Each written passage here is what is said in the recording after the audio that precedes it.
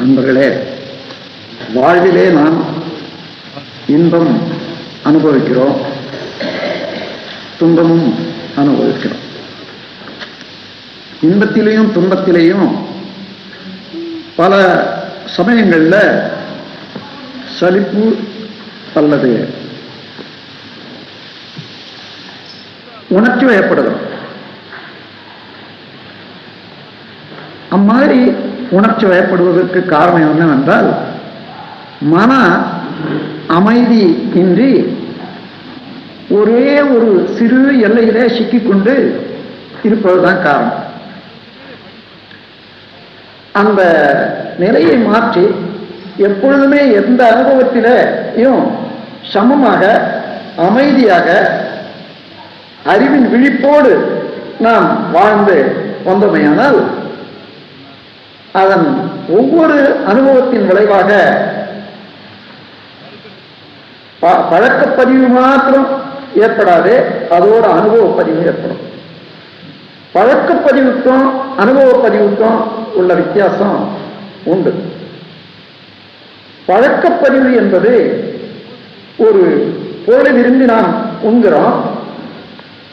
அங்கே ஆராய்ச்சியின்றி சுவையிலே மாத்திரம் மனம் வைத்து அதை உண்ணும்போது அது உண்டு முடிந்த பிறகு மீண்டும் மீண்டும் அந்த பொருளின் மீது உண்ண வேண்டும் என்ற ஆசை உண்டாகும். ஏனென்றால் அந்த உணவிலே இருந்த ஒரு இன்பம், ஒரு சுவை அது பதிவாகிடுச்சு. மீண்டும் மீண்டும் எண்ணம் வரும்போது அதே சுவை. இப்படி இது மயக்க நிலையில நாம் நம்மை அந்த சுவையிலே இழந்த நிலையிலே உண்டாகும். இன்னொரு நிலை என்னவென்றால், நாம் சுவைக்கிறோம், இந்த பொருள் இத்தகையது, சுவைக்கும் போது நான் இன்ன மாற்றம் அடைகிறேன், என்னுடைய சக்தி சுவையாக மாறி செலவாகிக் கொண்டிருக்கிறது, அதிலே இந்த இன்பம் கிடைக்கிறது. அதன் விளைவாக என்ன ஆகும், அதிகமாக தூக்கும் போது என்ன விளையும் என்பதெல்லாம் நாம் விழிப்போடு இருந்து அனுபவிச்சோமான அந்த அனுபவ பதிவு மாத்திரம், பழக்கப்பதிவு மாத்திரம் இல்லாம அனுபவ பதிவும் தான். இந்த அனுபவ பதிவு ஆராய்ச்சியோட விழிப்போட இருக்கும்போது என்ன நிலைன்னா, புலன்களுக்கு அடிமையாகி அத கண்டாமினேஷன் சொல்றேன், அதாவது பற்று, களங்கம், அந்த களங்கத்துல நாம் சிக்கிக்கொள்ளும். அப்படி வந்து நாம் தெளிவோடு இருந்த அந்த பொருள் இத்தகையது, இது அனுபவிக்கும். எப்போ தேவையோ அப்போ அனுபவிக்கும். அந்த அளவில் இருக்கிற போது இது துறவு. துறவு என்றால் ரியலைசேஷன். ஆனா அதுவே இது உறவு. எப்படி உறவு உண்டாகுது என்றால், அந்த பொருள் மேலே பற்று, அதாவது பழக்கம் மாத்திரம் இருந்து அந்த பொருளையே நாடி, அது தீமை விளையுமோ நன்மை விளையுமோ அது இல்லை, அந்த பொருளை சுவைத்த சுவையிலேயே நிற்பது. அவர்கள் என்ன நினைக்கிறார்கள், அவர்கள் என்ன சொல்றார்கள், பிறருக்கு என்ன ஆகிறது, எனக்கு பின்னால் என்ன ஆகுன்றதெல்லாம் மறந்து அந்த சுவையிலே இருக்கிற போது அது மயக்கம், அது மாயம். அப்படி அன்றி அந்த இன்பத்திலேயே துன்பத்திலேயே சுருங்கி இருக்கிற போது மனநிறைவு இல்லை, சுருங்கி நிற்கிறான். அதனால புலன் வயப்பட்டு உணர்ச்சி வயப்பட்டு சிக்குண்டு அதிகமான துன்பத்தை அனுபவிக்க நேரிடும்.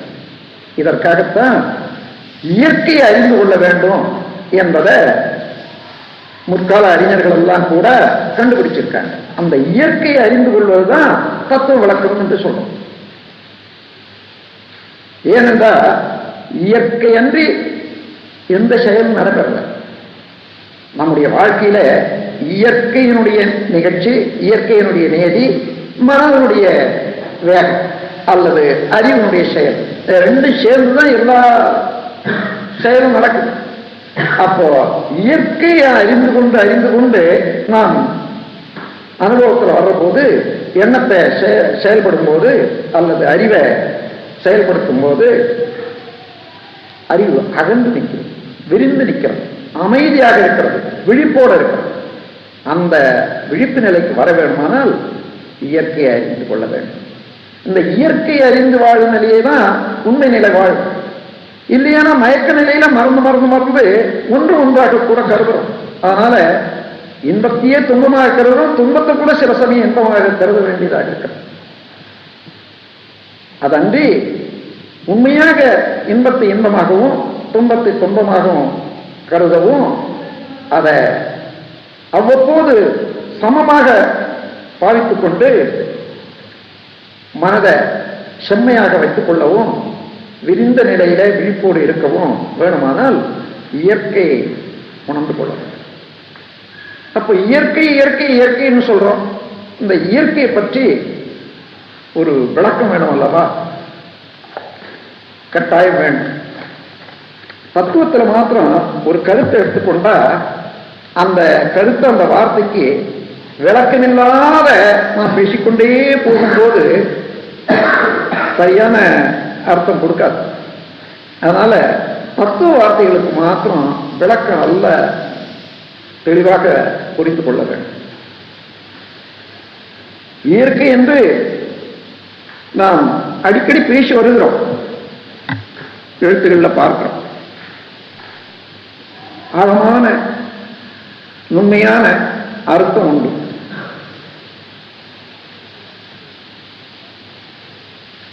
நாம் கோடான கோடி காட்சிகளை இந்த பிரபஞ்சத்தில் பார்க்கிறோம்.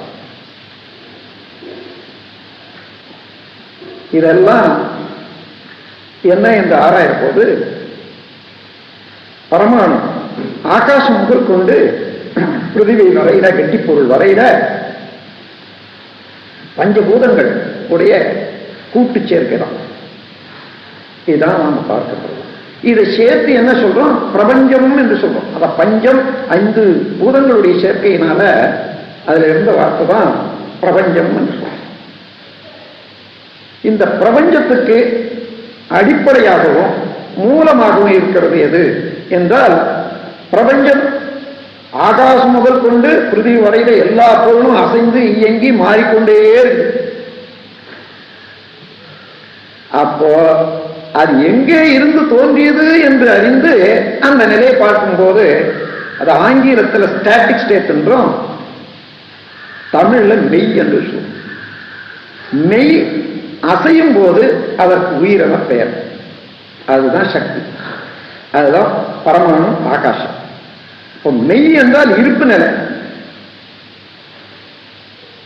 அந்த அதாவது ஒன்று அசைகிறது, அது உள்பொருள் என்ன என்று பார்த்தீங்கன்னா அசைவை நீக்கி மிச்சம் எதுவோ அதுதான் உட்பொருள். அதனால உட்பொருளை விளக்குவது தான் உண்மை. அசைவை நீக்கிட்டா அசையா பொருள் தான் நிற்கும், அசையாது நிற்கும். அசையாது நிற்கிறது தான் உட்பொருள், அதாவது உண்மை. அப்ப அந்த உண்மை என்பது என்ன என்ற போது அந்த உண்மைதான் இன்று பேராதார பெருவெளியாகவும் சுத்தவெளி என்றும் எல்லாம் அல்ல முழுமுதற் பொருள் என்றும் ஆதி என்றும் பூரணம் என்றும் சிவம் என்றும் சொல்வோம். ஆதி என்ற வார்த்தையோட எப்பொழுது ஆதி என்று அந்த ஸ்டாட்டிக் ஸ்டேட் அதாவது முழுமுதற் பொருளுக்கு சொன்னாலும் அனாதி என்ற வார்த்தையும் கூட வந்தால்தான் அது சரியா வரும். ஆதி என்றால் மூலம் என்றதுதான் பேரு. ஒரு பொருளை எடுத்துக்கொண்டு அதற்கு ஆதி எது என்று கேட்டா, அப்ப மனதை எடுத்துக்கொண்டு மனதுக்கு ஆதி எது என்று கேட்டா உயிர் என்று வரும். ஆனா உயிருக்கு ஆதி எது என்று பார்க்கிற போதுதான் பிரம்ம நிலை என்று வரும்.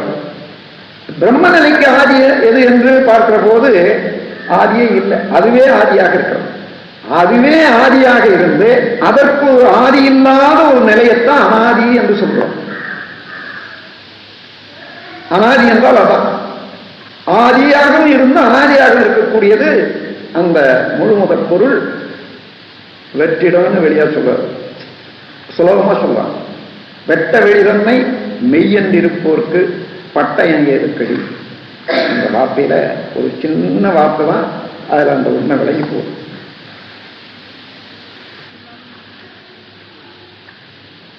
தாய்மானவர்களுடைய பாடல்களை எல்லாம் பார்த்தீங்கன்னா அற்புதமான தத்துவ விளக்கங்கள், இயற்கை தத்துவத்தை நல்ல விளக்க. ஆனா அவ்வளவுக்கும் ஒரு கருப்பொருளான ஒரு கவி இருக்குன்னு சொன்னா தாய்மானவர் கவியில அங்கிங்கனாதபடி என்ற ஒரு கவியே போதும். அதை எடுத்தீங்கன்னா அந்த முழுமுதற் பொருளுடைய எந்தெந்தவால் உண்மையிலேயே அதுக்கு ஊமை இல்லை. ஆனா ஊமை இல்லாவிட்டாலும் மனதுக்கு எட்டச் செல்வதற்கு ஒரு யூகத்துக்கு ஒரு குழு கொடுத்தால்தான் ஆகணும். அப்படி கொடுக்க முயற்சித்த போதுதான் கடவுளை பற்றியோ தெய்வத்துக்கு பற்றியோ சில விளக்கங்கள் தன்மைகளை கொடுக்க போறாங்க. அங்கு இங்கு எனாதபடி ஏதாவது எடுத்துக்கிட்டீங்கன்னா அங்கே இங்கே என்று சொல்ல முடியாதபடி எங்கும் பிரகாசமாய். இங்கே பிரகாசமாய் என்ற இடத்துல விளக்கு இது வெளிச்சம் என்று எடுத்துவே கூடாது. தத்துவத்துல பிரகாசம் என்றால் விளக்கமாக என்றதான் அர்த்தம். அதாவது இல்லை என்று சொல்ல முடியாததாக, அறிவுக்கு ஒப்புக்கொள்ளக்கூடியதாக இருந்தால் அது பிரகாசம் தான். அங்கு இங்கு எனாதபடி எங்கும் பிரகாசமாக ஆனந்த பூர்த்தியாகி. ஆனந்தம் என்ற வார்த்தைக்கு ஒரு சிறப்பான பொருள் உண்டு. மனம் இயங்கு நிலையை ஒட்டி 5 கோஷங்களாக பிரிப்பாங்க.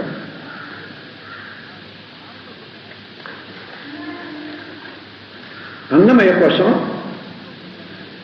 மனோமய கோஷம், பிராணமய கோஷம், விஞ்ஞானமய கோஷம், ஆனந்தமய கோஷம் என்று.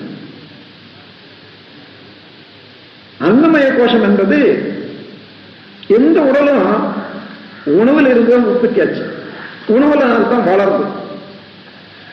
அதுக்குத்தான் நான் சொல்றது, ஒரு வகையில பார்த்தா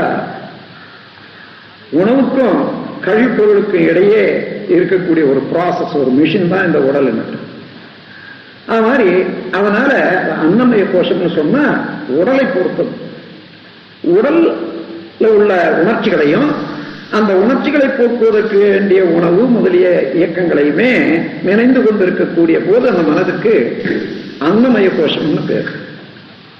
அன்னமயமான இந்த உடலையே நினைத்துக் கொண்டு அதுவரையிலே நினைவை செலுத்தி இயக்கிக் கொண்டிருக்கிற போது அன்னமய கோஷம். அந்த உடல்ல உள்ள அனுபவத்தினாலே, இந்த துன்ப அனுபவத்தினால அதற்காக எழுந்த எழுச்சிகள், கொண்ட எண்ணங்கள், அனுபவங்கள், துய்த்த போது ஏற்பட்ட அனுபவங்கள், இன்பம் துன்பம் இவைகளை எல்லாம் திருப்பி திருப்பி எண்ணி வரவும் அதற்கு மேலாக மேலும் மேலும் அறிவை வளர்த்துக் கொள்வதற்கு, அனுபவத்தை பெருக்கிக் கொள்வதற்கு உள்ள ஆராய்ச்சிகளையும் செய்கிற போது அதை மனோமய கோஷம்னு சொல்றோம். எண்ணங்களை மாத்திரம் கவனித்துக் கொண்டு முன்ன பின்ன அனுபவம், பொருளோடு ஒரு பொருள் ஒப்பிட்டு பார்ப்பது, இது மாதிரியான நிலையிலேயே இருக்கக்கூடிய மனதுக்கு அந்த நிலையை விளக்கிறதுக்கு மனோமய கோஷம்னு சொல்றோம்.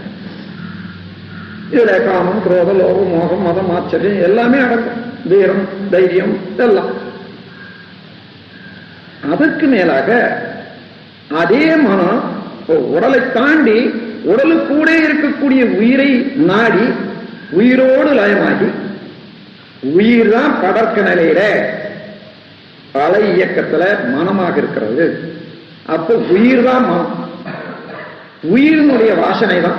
உயிர் என்றதை ஒரு புத்தமாக வச்சுக்கொண்டா உயிரினுடைய வாசனை தான் மனம் என்ற முறையில அந்த அளவு தெளிவுபடுற போது உயிரை அறிந்து, இந்த உடல்ல உள்ள உயிர் அறிகிற போது என்ன, ஒவ்வொரு பொருள் இருக்கக்கூடிய உயிரையும் ஆகாசத்தினுடைய செயலையும் அறியுது.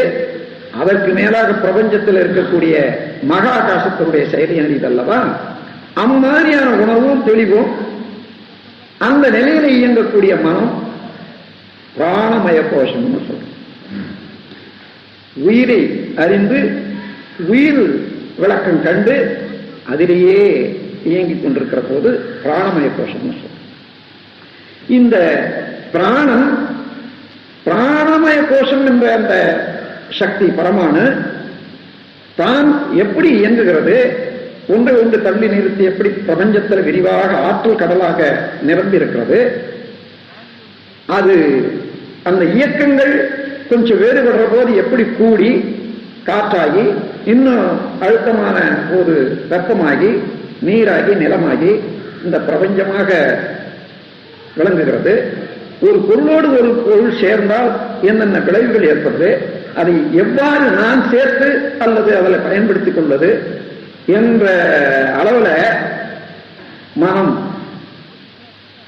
இயங்குற போது அதுக்கு விஞ்ஞானமய கோஷம்னு சொல்றோம். கடைசியாக இந்த பிரபஞ்ச தோற்றங்களுக்கெல்லாம் காரணமாக முழுமுதற்குள்ள அறிந்து இவைகளையெல்லாம் கடந்து அந்த நிலையில போற போது என்னாச்சு? உலகை கடந்தாச்சு, உடலை கடந்தாயிற்று, உயிரையும் கடந்தாயிற்று, பரம்பொருளோடு மனம் நிற்குது. ஆண் அந்த மயக்கோஷம். ஆண் என்ற மனிதன், மனிதன் என்ற எல்லையே முடிஞ்சு போச்சு. மனிதன் என்ற எல்லை முடிஞ்சா மனதுக்கு பிரம்மன் தான். ஒண்ணு மனிதனாக இருக்கணும் அல்லது பிரம்மமாக. அந்த நிலையில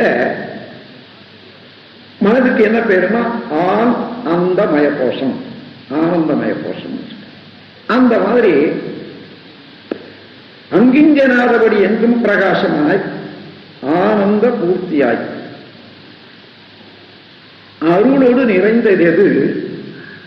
தன் அருள் வெளிக்குள்ளே, அந்த சுத்த வெளிக்குள்ளே அகில அண்ட கோடிகளெல்லாம் தங்கும்படிக்கு இச்சை வைத்து உயிர்க்கு உயிராய் தழைத்தது மன வாக்கினில் தட்டாமல் நின்றது.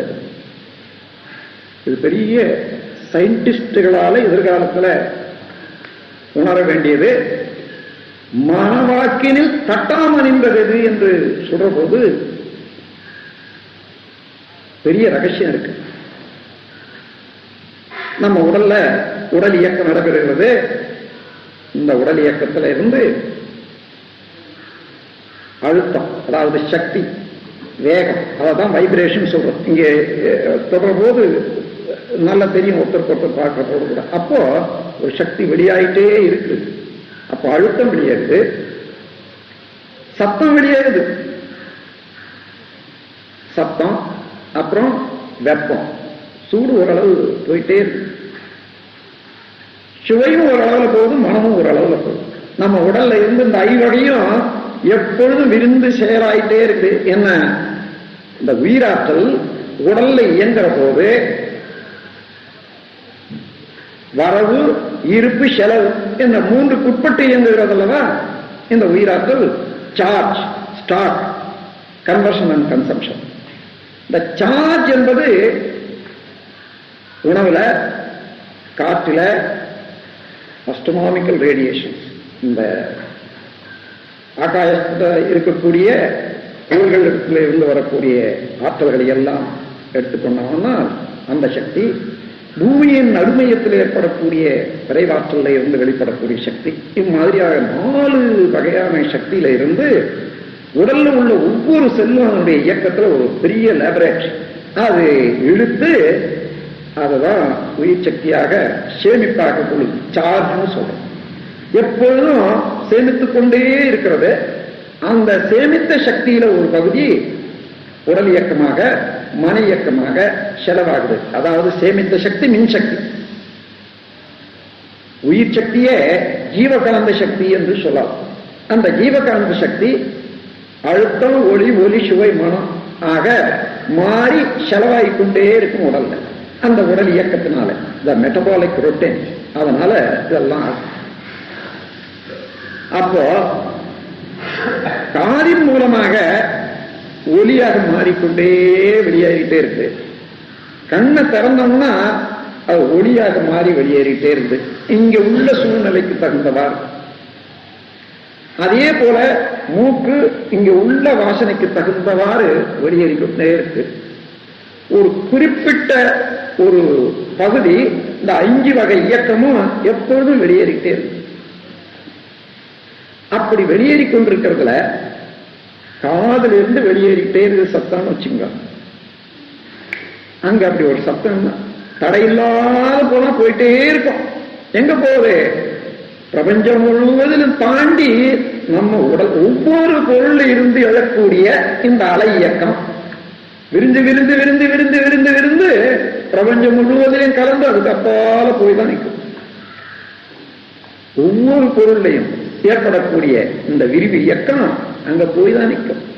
உதாரணமாக ஒரு பெரிய குளம், மத்தியில ஒரு கல்லை போட்டீங்கன்னா அதுல இருந்து அலை புறப்படும், எல்லா பக்கமும் சுழண்டு வட்டமா ஓடுது.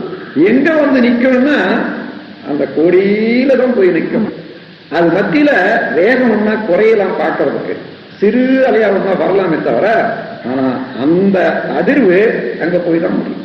அதே போல போய்கொண்டே இருக்கிற போது மத்தியில எங்கேயாலும் அப்படி வந்த உடனே இங்கிருந்து வெளியேறது பாருங்க, இந்த வெளியேறக்கூடிய இது அங்க தடுத்த உடனே ரிஃப்ளெக்ஷன் வரும். இந்த ரிஃப்ளெக்ஷன் தான் பிரதிபலிப்பு. இந்த பிரதிபலிப்பு வந்த உடனே இது எவ்வளவு தூரம் அங்கிருந்து பிரதிபலிப்பு வருதோ அந்த அளவுக்கு மீண்டும் எழுச்சி பெறும் நம்ம உடல்ல. அதாவது ஒரு யூனிட் அளவுல சாதாரண ஓடிக்கொண்டே இருந்தது, அங்க 5 யூனிட் வெளிச்சம் சத்தம் வந்தது. அது மோதின உடனே ரிஃப்ளெக்ஷன்ல இருந்து 5 யூனிட்டுக்கு உயருது. அந்த ரிஃப்ளெக்ஷன்ல இருந்து 5 யூனிட்டுக்கு உயர்ந்ததுதான் நம்முடைய கன்வர்ஷன், அதாவது மாற்றம். அதைத்தான் நாம கேள்வியாக ஒளி உணரும் உணர்ச்சியாக கொள்றோம். அப்ப என்ன நடக்குதுன்னு கேட்டா, தடை ஏற்பட்டதுதான் நமக்கு உணர்வு. இந்த பர்செப்ஷன் என்று சொல்லுவாங்க ஆங்கிலத்துல. அதாவது இந்த உணர்வு, ஐயுணர்வுகள்ல எது மூலமாக இருந்தாலும் அந்த பர்செப்ஷன் சொல்றோம். அந்த பர்செப்ஷன் என்ற ஒரு கருத்துல 3 தன்மைகள் உள்ளன. அது காக்னிஷன், எக்ஸ்பீரியன்ஸ், டிஸ்கிரிமினேஷன் சொல்லுவாங்க. காக்னிஷன்னா அது ஒரு தடையாக இருந்த உணர்ச்சிக்கு எட்டுவது காக்னிஷன். அந்த உணர்ச்சிக்கு எட்டும் போது அதனால ஏற்படக்கூடிய கன்வர்ஷன் இருக்கு பாருங்க உடல்ல இருந்து, அதனால ஏற்படுறது இன்பமா துன்பமா என்று உணர்றோம் பாருங்க, அதுதான் எக்ஸ்பீரியன்ஸ். அதற்கு மேல நேற்று உணர்ந்ததுக்கும் இன்னைக்கு உணர்வதற்கும் உள்ள வித்தியாசத்தை உணர்றோம் இல்லையா? அல்லது அங்க இருக்கக்கூடிய சத்தத்துக்கும் இங்க இருக்கக்கூடிய சத்தத்துக்கும் வித்தியாசத்தை உணர்றோம் அல்லவா? இதுதான் டிஸ்கிரிமினேஷன். ஆக இந்த பர்செப்ஷன், உணர்வு அல்லது உணர்ச்சி என்ற இதுல 3 விதமான தன்மைகள் இருக்கிறத ஒவ்வொரு இடத்துலையும் நாம் பார்க்கலாம். அப்ப என்ன, அப்படி சத்தம் வந்தது உடனே காக்னிஷன், தடை ஏற்பட்டதுனால காக்னிஷன், அதாவது அதை உணர்ந்தோம். அது எந்த மாதிரியான சத்தம், ரொம்ப பெரிய அணுவெடியா இருக்குது அல்லது அதிர்வெடியா இருக்குது, காது குளிச்சு போச்சு, உடம்பெல்லாம் அழுது போச்சு, திடீர்னு பயந்துட்டேன், அந்த இன்ப துன்ப உணர்வுனால ஏற்படக்கூடிய எக்ஸ்பீரியன்ஸ், அனுபவம். நேத்து இருந்த சத்தத்தை விட இது அதிகம் யாது சொல்றோம்.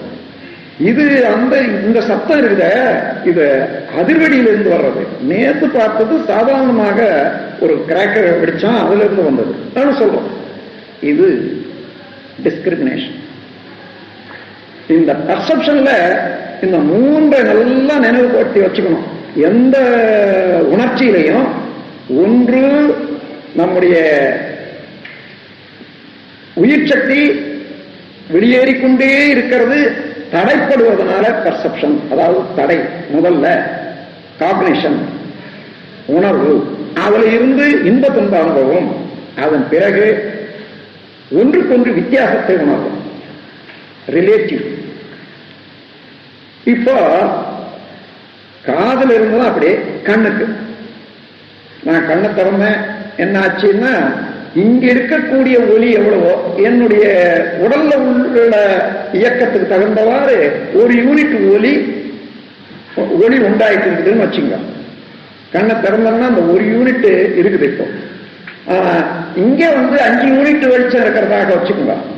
அப்படி திறந்த உடனே இங்க தடைப்பட்டு 5 யூனிட்டுக்கு வெளிச்சம் வந்து இப்ப அதுவும் போயிட்டே இருக்குது. அப்படி 5 யூனிட் வெளிச்சம் போயிட்டே இருக்கு. இங்க ஒரு தடை உண்டாங்க, இங்க போகல. இதெல்லாம் அந்தாண்டையெல்லாம் போகுது, இது வரைக்கும் போகல. இந்த தடையை என்ன பண்ணுது, மீண்டும் திருப்பி அடிக்குது பாருங்க, தான் பிரதிபலிப்பாகும். இத காக்னிஷன் சொல்றோம். அப்போ புலன்களால உணரப்படுவது எல்லாம் தடைகள் தான். தடையை தான் உணர்றோம். உடல்ல இருந்து வெளியேறிக்கொண்டே இருக்கக்கூடிய ஆற்றலுக்கு எந்த தடை உண்டாகுதோ அந்த தடை தான் உணரும். அந்த காலத்துல தாய்மானவர் மன வாக்குக்கு எட்டாது. இப்போ மனம் ஓடிக்கிட்டே இருக்குன்னு வச்சுங்க, எங்கேயோ ஒண்ணு நினைக்கிறோம் என்ற அது தடை. ஓட்டை இல்லை, அங்க நிக்குது. சாதாரணமா மன என்ற அலை ஓடிக்கிட்டே இருக்கு. ஓடிக்கிட்டே இருக்க போது ஏதோ ஒரு ரிஃப்ளெக்ஷன் ஒண்ணு உண்டாகுது. யாரை பற்றியோ நினைக்கிறோம்னா அங்க உருவம் எடுக்குது. உருவம் எடுத்த உடனே தடையாச்சு. அல்லது இப்போ பிரபஞ்சத்தை நினைக்கிறோம், சூரியன் தடை, அதுக்கப்புறம் சந்திரன் தடை, அப்படி ஒண்ணு தடை உண்டாகிட்டே இருக்கு.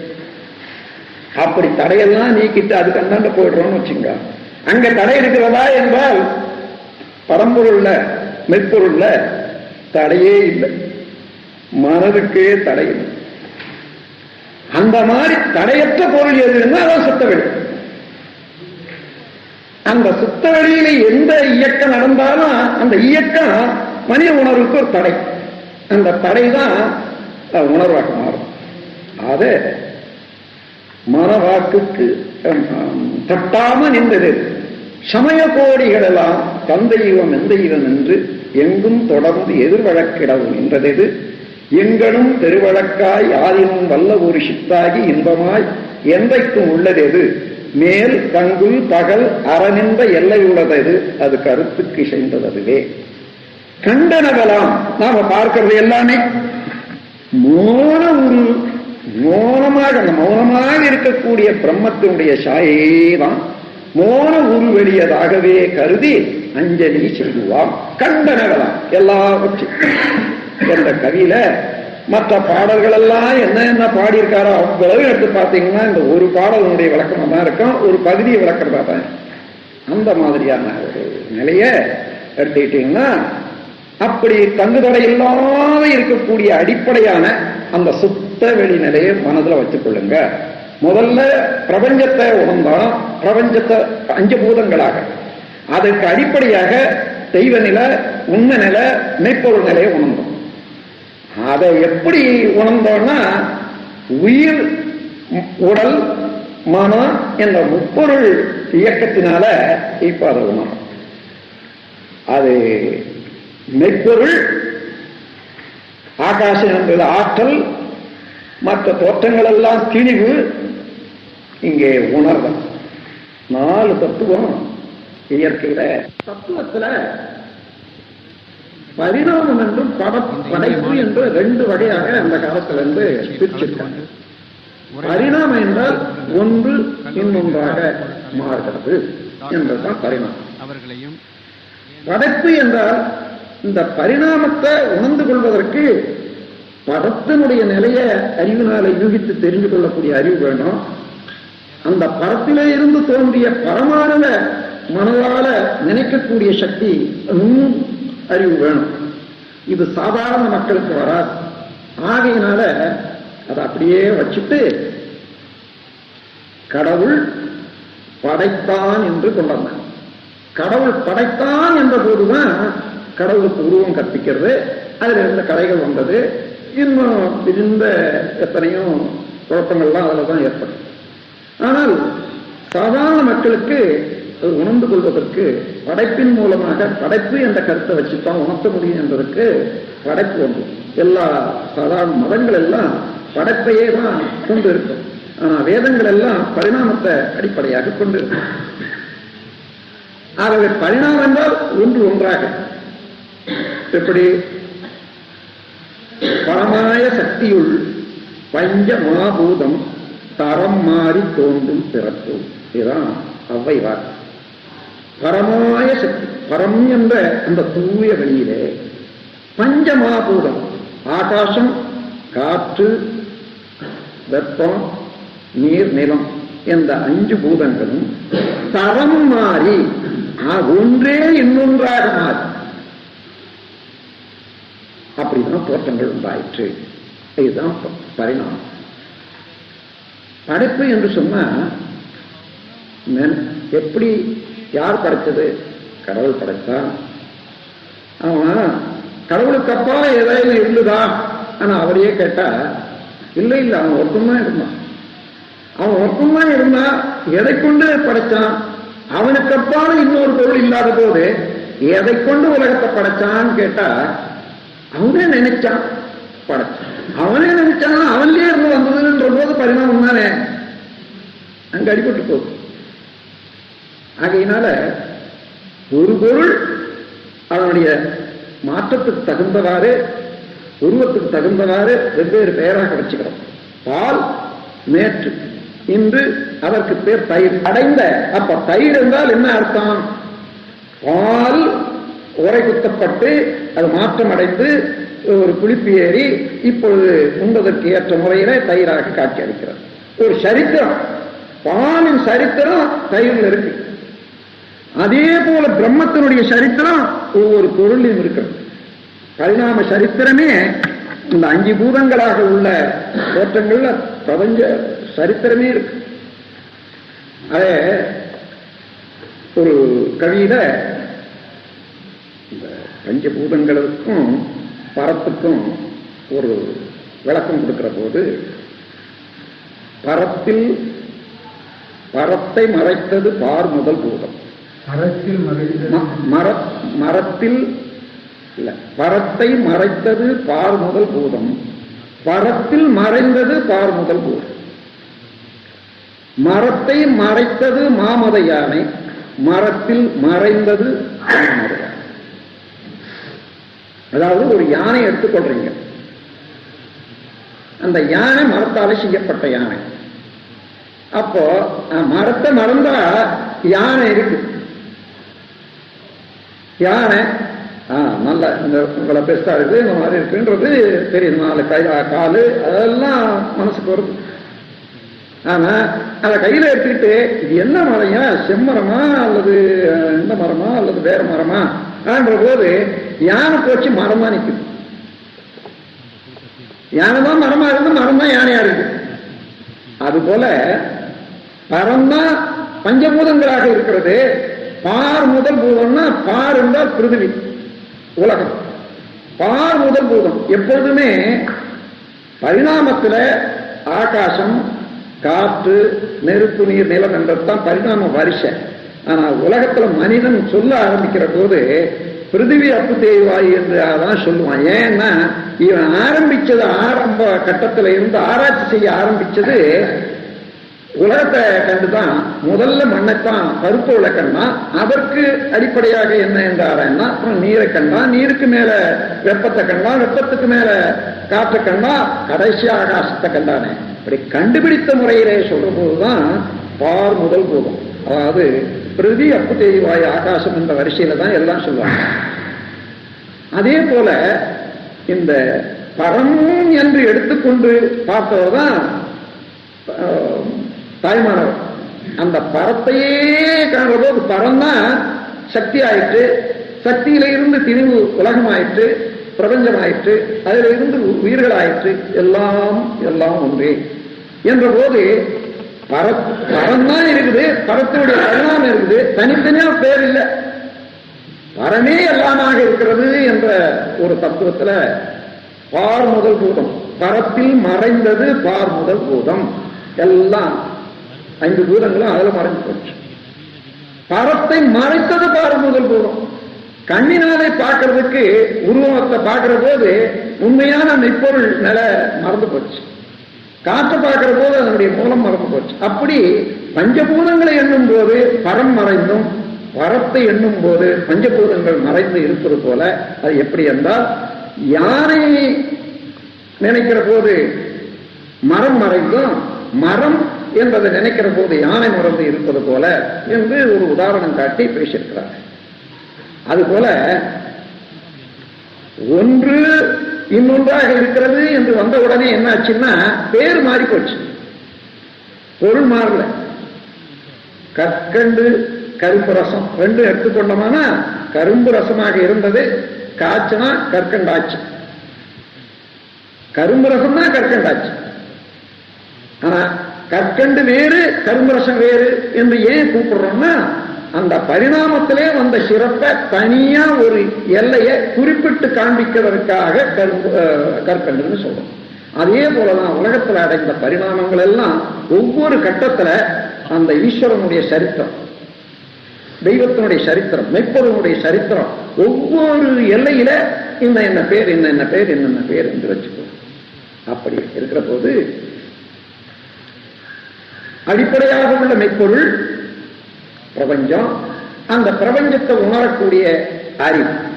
இந்த பிரபஞ்சம் என்றால ரெண்டை வச்சுக்கோங்க, சக்தியும் சக்தியினுடைய திணிவும், ஆற்றல் திணிவு, அப்போ அறிவு.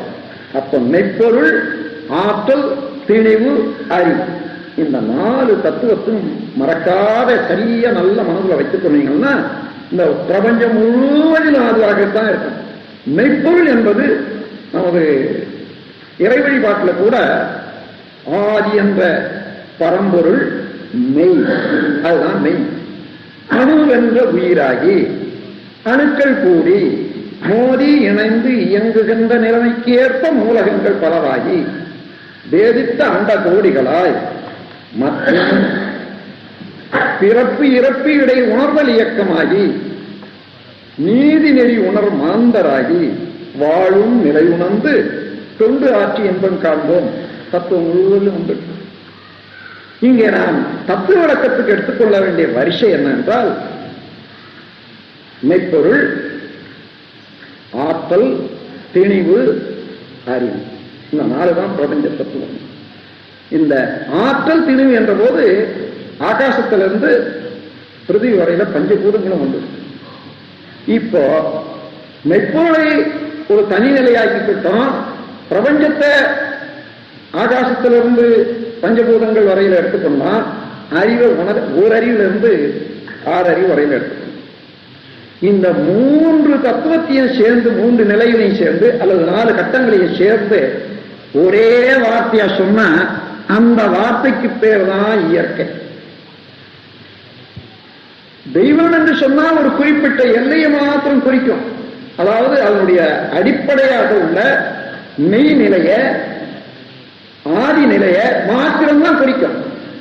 அந்த ஆதி நிலையே அணுவாகி வந்த பிறகு அதுக்கு வேறு பேர் வச்சுட்டதுனால அதை தெய்வம் என்ற பெயரால் வழங்க முடியாது. அதுக்கு சக்தி என்ற பெயரால் தான் வழங்கும், ஆகாசம் என்ற பெயரால் தான் வழங்கும். ஆகையினால இயற்கை என்று சொன்னா அப்படி இல்லை.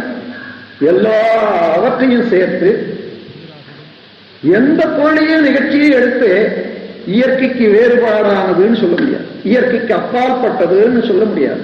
அத்தகைய ஆழமுள்ள ஒரு முழுமையான விளக்கம் கொண்ட வார்த்தை எதுவோ அதுதான் இயற்கை.